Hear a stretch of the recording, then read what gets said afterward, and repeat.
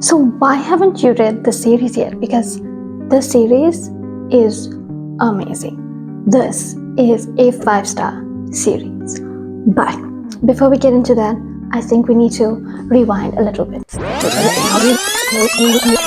Hi guys, my name is V and welcome to my book nook. So in today's video, I wanted to go through all the books that I read in May and June. I read about 9 books this month and I read, I think, one of my all-time new favorite fantasy series. So get comfortable, grab a cup of coffee and let's get started. So the first book we're going to be talking about is The Woven Kingdom by Tahereh Mafi. So Tahereh Mafi wrote the Shatter Me series, a long series, and that was more dystopian kind of young adults. This is a proper fantasy book. It is very differently written. I think if you didn't like the Shatter Me series, this is nothing like that. Not to say that if you like the Shatter Me series, you won't like this. It's just that this is such a beautifully written series. I think everything about it, the setting, the characters are so fleshed out and you really get to know them. It's a multi-point of view book, so we get to know all our different characters. And like I said, the setting, it's Persian Middle Eastern mythology. It is just such a richly written book. I know a lot of people complain about the pacing of the series because it is slightly different. This is not your typical romantasy book. This is very different. There's no like tropiness to it. It's nothing like that. There's nothing formulaic about this at all. So this book is the first in what I believe to be a 5-book series. I read the first 3 and the 4th book comes out this year, September. So we're following our female main character who is a jinn. So in this book there's jinn and the humans, and she's kind of the lost queen of the jinn, but she's in hiding and she's basically working as a servant. She doesn't want to rock any boats, disturb anyone. She just wants a peaceful, quiet life. And unfortunately, one day she's discovered by the prince of this kingdom, and our story kind of goes from there. Another selling point for the series is that there's dragons. So then the second book is, I would honestly say the second book is better than the first. There is nothing wrong with the first book. I know a lot of people dislike it more than they dislike this one. I just think that in this one, the banter we get between some of the characters and a lot of the character growth you see is what adds to it and makes it slightly better, as well as the fact that in this book we get introduced to a new character who I think adds a lot to the series, and I just enjoyed reading that character a lot more than one of the other characters in the series. Trying not to say anything too spoilerish, the book did take place in over the course of 2 days, which is very strange pacing. But honestly, I never felt bored. I know some people say it's slow paced, but I felt like the way every chapter ended, you really wanted to read the next one. And then the third book is called All This Twisted Glory, and honestly, that book I read in a day. It was, I wouldn't say better than the second book, but overall, I would genuinely give all 3 books like 5 stars. Overall, as a whole, it was just that great. I just think you really need to experience the series for yourself. It is very great. The characters, everything about it. There is one character's point of view that initially I wasn't sold on it. It could be a little bit tedious the way he thought, but as the story goes along, I think the storyline that he's going to be getting is very interesting. And our female main character is such a interesting character. She's very compassionate and kind, while at the same time embodying this like resilience in what she's faced and being such a strong personality. So I think she's a very interesting character to read about, and it's very compelling. Sometimes in fantasy series you don't always enjoy reading your typical chosen one female main character who's not like the other girls. This is nothing like that at all. And I don't want to spoil it, but there's more than one prince in the series.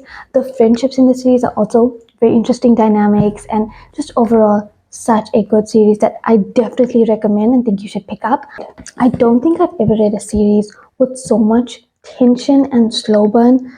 Honestly, had an amazing time reading it. I also mentioned The Woven Kingdom, the way every book ends, the way the third book ended, I'm so I just can't wait to get my hands on the fourth book. Like, I'm so excited to get my hands on that book. I want to read it now. I wish it was out already, because the way that series ended, I thought that by the end of book 3, you're going to have like answers to a lot of the stuff you didn't know. I think that that book did do that quite well, where you really, questions you had from the first and second book were answered, but it brought up even more things that you want to know. And I think I just really, really want to get my hands on that. We're on the fantasy track. I also read Powerless and Reckless this month. So I read Powerless was a reread for me. I initially read it because I said I wanted to read Fearless since that came out in April, and I did not end up reading Fearless, unfortunately. But Powerless, we're following our female main character, Payton, who is an ordinary in a world where everybody has powers and it's kind of illegal to be an ordinary. Then we're also following Kai, who is the enforcer of the kingdom. His job is basically to kill all the ordinary people, and we're following Payton, who gets selected for these almost Hunger Games-esque trials, and our story kind of follows those two characters and their journey together. I enjoyed this when I read it the first time. I think the reread took me a bit of a while to get through, but I honestly think if you are new to the fantasy genre and you're more of a romance person, this book has a lot of banter. Kai and Payton is really good. Their dynamic is really nice. Payton as a character was not my favorite. She did kind of annoy me a little bit, especially in the second book. But overall, I think it's a pretty decent series. I think the second book, people complained a lot about Reckless, and I was very apprehensive to read it. But I think Reckless does exactly what you want it to do. It's a lot of just Kai and Payton scenes, and I think that there's not a lot of plot in both the books. I just think because of the trials in the first book, it was easier to overlook that, because in this book there's really not much happening, but it was still enjoyable to read. And then the third book I haven't picked up yet, but I might soon. I just heard a couple of things that have put me off from reading it, and then I started reading the Woven Kingdom series, and that was just so great. I'm not sure if I'm going to pick up a fantasy anytime soon. The next series that I read is When in Rome by Sarah Adams. So this is like an interconnected romance series. We're following, basically in every book, we're following these siblings. So the first book is called When in Rome. That we're following Noah, and I think her name is Amelia. Don't quote me on that, I'm not sure. But in this book, we're following Amelia is a pop star, and her car breaks down in this like small town, and Noah, the male main character, helps her, and she ended up staying there till her car gets fixed, and the story kind of goes from there. He doesn't really like her, doesn't want her to be there, and like grumpy sunshine kind of trope. But the thing about the series that I enjoyed so much, one was the sibling dynamics. I think as the series progresses, it's such a nice feeling when you read it, and the small town is so reminiscent of Gilmore Girls. I get that, where everybody kind of knows each other and they're so protective of this family, and I think that's really sweet and nice to read, the whole setting of it. So in the first book we're following Noah. The second book is called Practice Makes Perfect. In this book we're following the youngest sibling, Annie, and the bodyguard, Amelia's bodyguard, is the male main character in this book. So basically, he is helping Annie kind of like get more confident in dating, the kind of dynamic in this book. So we're following them. I personally enjoyed the second book slightly more. I felt like there was really great communication between the main characters, and I felt like the first book was slightly surface level compared to the second book. But overall, they still get emotionally like attached to everybody. But I think in the second book, our female main character is like perceived as this really shy, naive kind of a person, and then you really, she gets to know herself, and you get to be along with her on that journey. And I found the second book quite relatable. But the third book, Beg, Borrow, or Steal, that book I think is my favorite from all of them in the series. It is even deeper emotionally. I think it explores more. It explores different topics like grief a little bit differently. We're following Emily, who is the eldest sister. She is kind of going through a lot. We're following Jackson, who is kind of her enemy. Jackson moved out of town. He was getting married, and then one day, all of a sudden, he comes back, and he's living next door to Emily. And we're following how she doesn't want him there, and then all of a sudden, she's kind of put in this predicament where she needs his help. Their dynamic, their banter, everything about them was so cute. It was the type of book that had you giggling and kicking your feet, kind of a thing. I felt like the writing in this one was a lot more emotional because we really got to see Emily's emotional journey in her dealing with grief and kind of things. When you read it, you'll understand what I mean. But I just thoroughly enjoyed this book.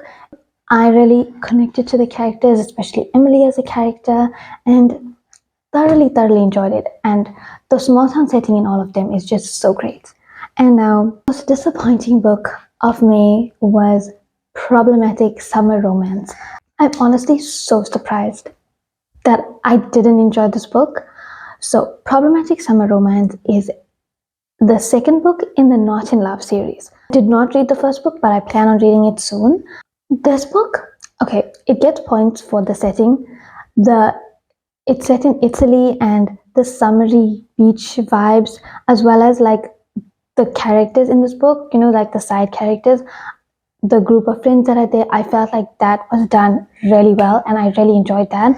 I think our female main character, she as well was an enjoyable character to read. I did not enjoy the romance, and unfortunately, that is the focal point of this book. It is an age gap romance, typically not my go-to kind of thing, but for me it wasn't that kind of put me off. So why I didn't like this book was I felt like the male main character really infantilized our female main character. I felt like he didn't take her decision seriously, even though she's a grown up. We're told like 15 times that, oh my god, this age gap is so big, and it was so repetitive that was always the issue at the forefront, but the issue was never really explored as why is it such a bad thing. I, and like you heard it so many times. I also didn't really see the chemistry between the characters. There was a lot of potential, I think, especially in like the past scenes between them that you could see, but just overall I didn't enjoy it. It just something didn't feel right with me about the way it was handled, the way the male main character could sometimes be a bit condescending and controlling towards the female main character, and the way she like chased after him so much, to a point where it was like maybe it's better if she ends up on her own by the end of this. But I did enjoy the side characters a lot, and the setting was really nice. But personally, this is not the book for me. Maybe not everyone would agree with me, but I just personally didn't like this one. So that is it. That is all the books that I read in May and June. I hope you guys enjoyed today's video. Comment down below what books you read this month, anything that was good, anything that you didn't like. Thank you guys so much for watching, and I will see you guys soon.